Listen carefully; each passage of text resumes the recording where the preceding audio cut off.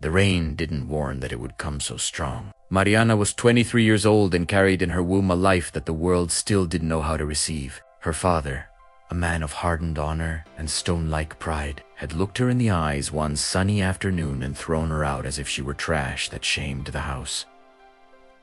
"Get out, and don't come back." 2 suitcases, an old blanket, and no address. She walked. 1 day. 2 days. She slept on the edge of dirt roads, under trees that weren't hers, asking strangers who already had their own burdens. The farms she found closed their gates even before she finished her sentence. An older lady threw bread through the window without opening the door. A middle-aged couple said they couldn't get involved. Mariana didn't cry.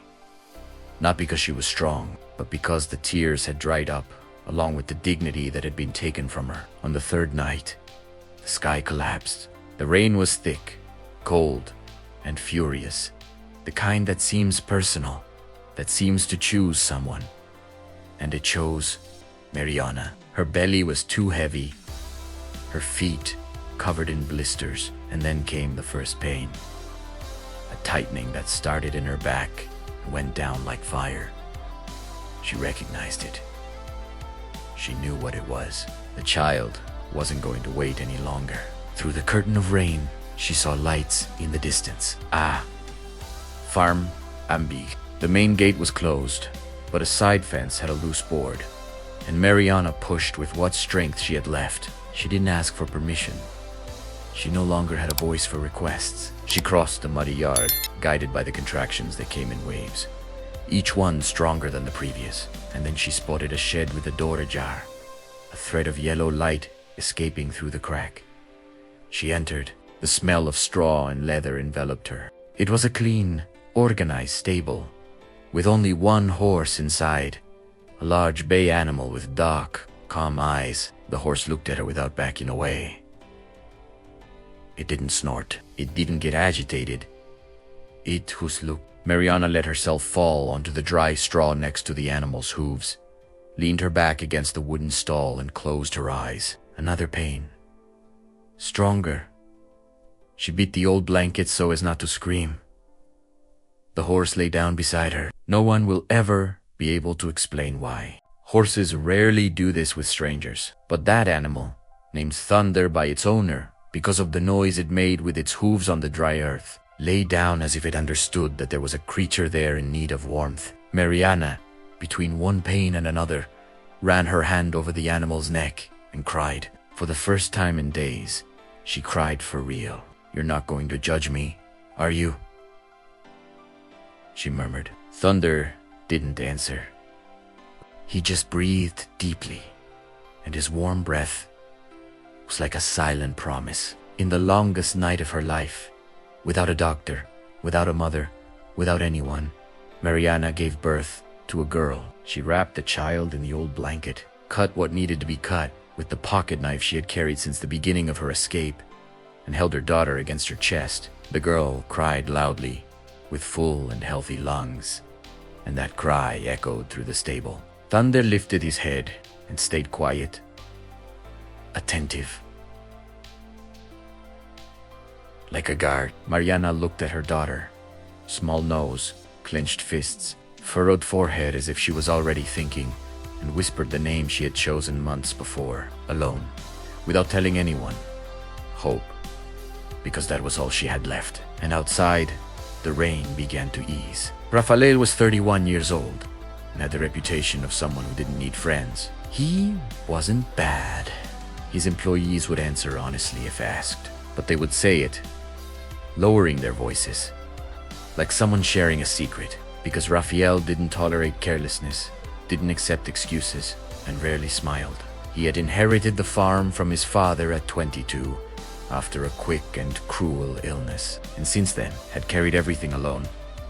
The debts, the decisions, the sleepless nights, and the mornings of starting over. His only clear affection was for the horse. Thunder had arrived at the farm the same year Rafael's father died. A skinny colt that no one wanted, that kicked and bit, that the farmhands tried to break by force and couldn't. Rafael, at 22, with fresh grief, entered the pasture alone, without reins, without a whip, and stood still. For an hour, the colt sniffed him, moved away, came back, and rested its muzzle on the young man's hand.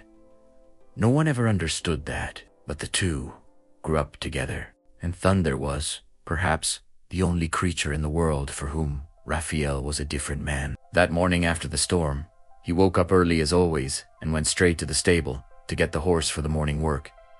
The mud in the yard was deep. He noticed the tracks, small, barefoot, dragging steps coming from the side fence. His heart tightened even before he knew why. He pushed open the stable door.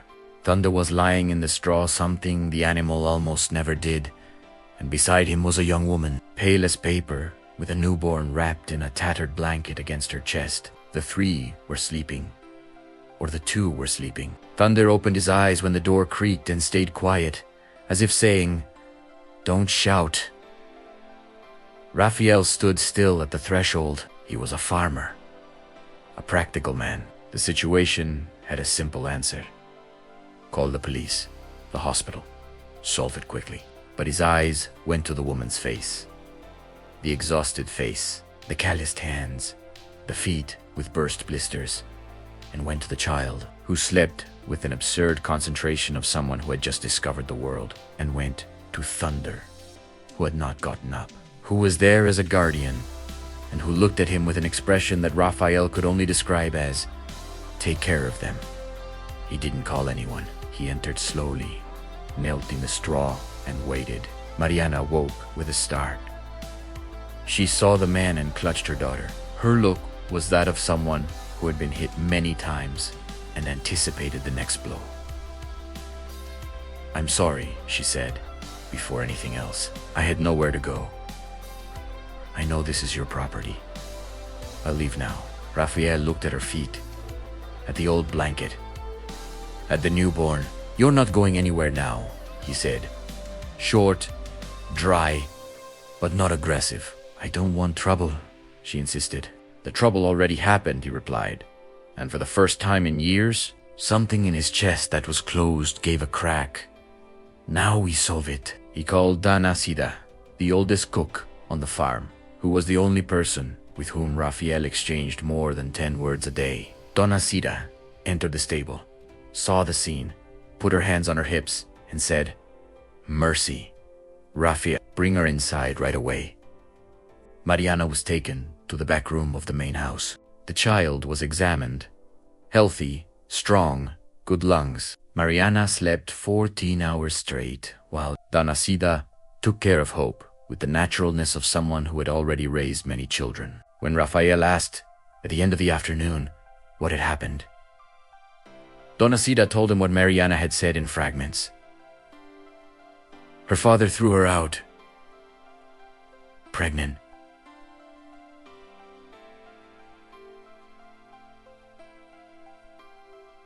She walked for days. No one opened the door. Raphael remained silent. "Can she stay?" Dana Sida asked, in the tone of someone who isn't really asking. "She can stay as a cook," he said. "When she recovers." Dana Sida smiled sideways. "Of course, as a cook." The months that followed were strange, silent, and full of things left unsaid. Mariana healed. Hope grew, and the farm, which was a place of hard work and little joy, gained a new sound.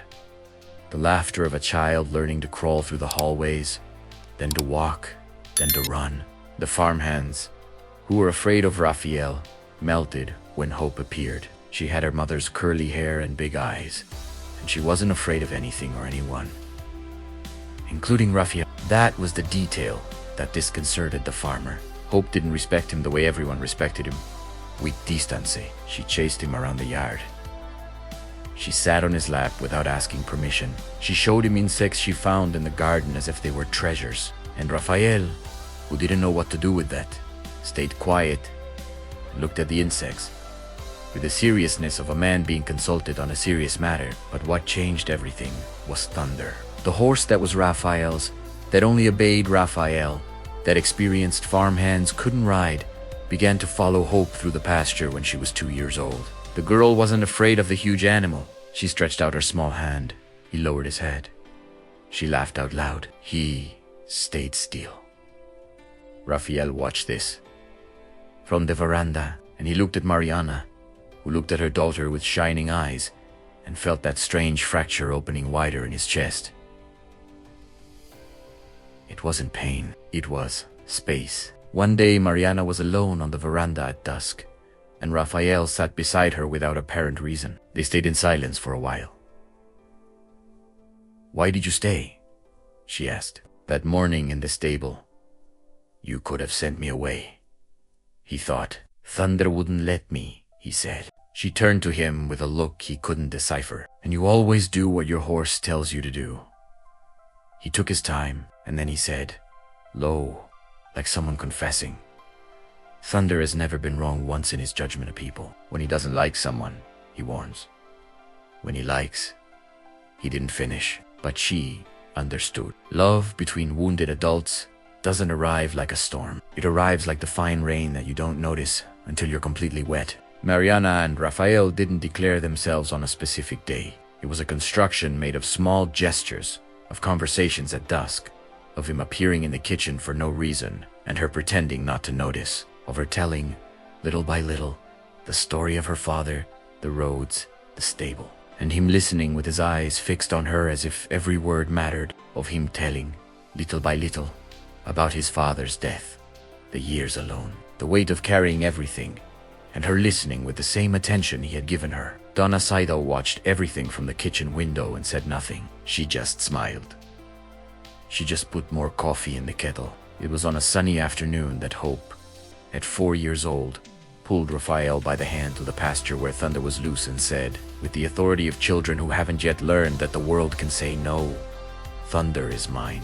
Raphael looked at the horse. He met the dark and calm gaze of the animal, the same gaze from the rainy night years before.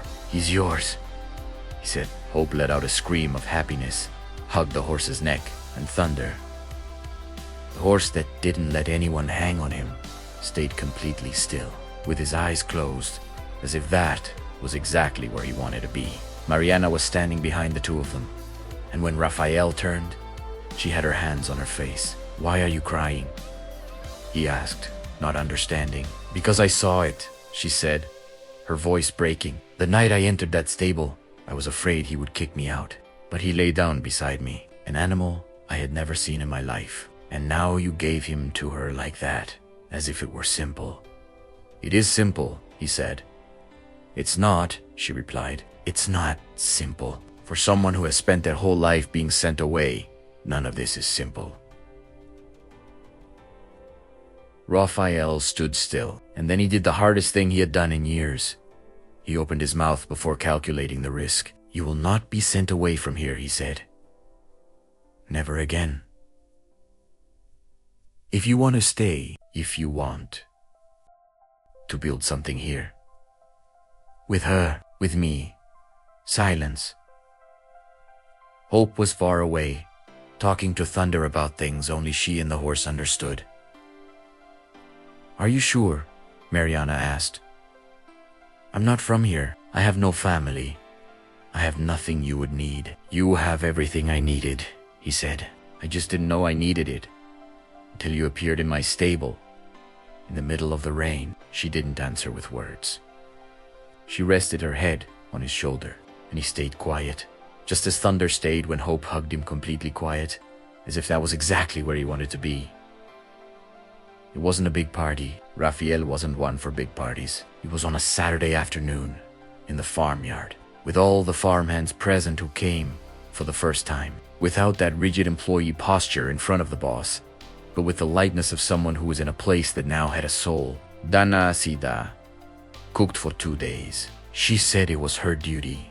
Hope, at 5 years old, was responsible for the flowers. Field flowers, none bought, all picked by her with the help of 2 farmhands who followed her through the pasture with a bucket, pretending it was a serious task and not one of the most fun they had ever done. And Thunder stayed loose in the pasture near the fence. He didn't disturb, he just stayed watching with those dark and calm eyes.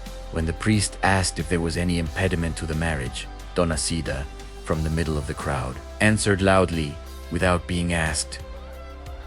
None. You may continue. Laughter. Raphael couldn't hold back the corner of his mouth. Mariana, in a simple white dress that Donna Sida had sewn herself, looked at him and thought, 3 years ago I entered a stable, hungry, cold, in pain, with no one to turn to.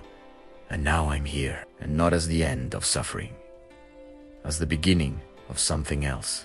Hope grew up with the farm. She learned to plant, to take care of the animals, to cook with Donasi, to negotiate with the farm hands, with the calm authority she had inherited from her mother, and the firmness she had learned from her father. When she was 7 years old, she asked Mariana for the first time about her grandfather.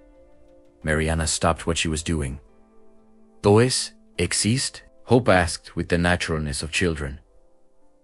He exists. Is he bad? Mariana thought a lot before answering. He was afraid, she said, finally. And sometimes people who are afraid do wrong things. It's not an excuse, but it's the truth. Hope stayed quiet for a while. Do you miss him? Sometimes, Mariana admitted, but missing someone isn't the same as wanting to go back. Hope nodded with that seriousness of someone who understands more than she appears. It's okay, she said. I have my dad here. And she ran off to the pasture to get Thunder. When Hope was 12 years old, Mariana's father appeared. Old, thin, with his hat in his hand and his eyes on the ground. Mariana stood at the door of the main house for a long time without saying anything. Raphael was beside her, standing, without interfering, without haste. The old man didn't ask to come in. He stayed at the gate. I heard you were doing well, he said, in a hoarse voice. I am, she replied. I heard you got married. Yes, I got married. I heard the girl is healthy. She is. Long silence between the two. I came to ask for forgiveness, he said. Not so. You take me back. Just so you know that I know what I did. Mariana looked at him for a long time. I already forgave you, she said, finally. Not for you. For me. Because carrying hatred is tiring, and I was already tired when I arrived here. The old man raised his eyes. But she continued, you're not coming into this house. Not today. Maybe one day, if Hope wants to meet you and you deserve it. But not today. The man nodded, put his hat on his head, and left slowly down the dirt road. Raphael waited for her to close the door. Then he placed his hand on hers. She squeezed it, and the two stayed there for a moment, facing the farm that was theirs. The red earth, the mango trees, the noise of the farmhands in the distance, and there in the pasture, the silhouette of Hope on Thunder, trotting freely with her hair in the wind. The world usually measures a person's value by the address they have, by the surname they carry, by the roof they own. But there are nights when an animal without words understands more about human dignity than people with titles and authority. Mariana was not saved because she was perfect. She was sheltered because a horse did not close the door, because a difficult man listened to his heart before calculation, because a child was born in a stable and yet grew up with more love than many people who were born in golden cradles. Every time you are about to close a door on someone who is at their limit, think, what kind of person are you choosing to be in that moment? And every time you find yourself in Mariana's place, excluded, thrown away, without a destination, remember that shelter sometimes comes from where you least expect it. Loyalty is not just not betraying. It is being present when presence is expensive. It is the horse that lies down next to a stranger in the middle of the night. It is the man who gives what he loves most to the daughter of the woman he loved. It is the woman who forgives without forgetting, who moves forward without resentment. And true love doesn't arrive like lightning. It arrives like fine rain. And only when you are completely wet do you realize it has arrived. If this story touched your heart in any way, subscribe to the channel so that more stories like this reach more people who need to hear them. And leave your comment below. Which part of the story moved you the most? Was it the stable? Was it the horse? Was it the forgiveness? Or was it Hope running through the pasture with Thunder? Tell us. We read them all until the next story.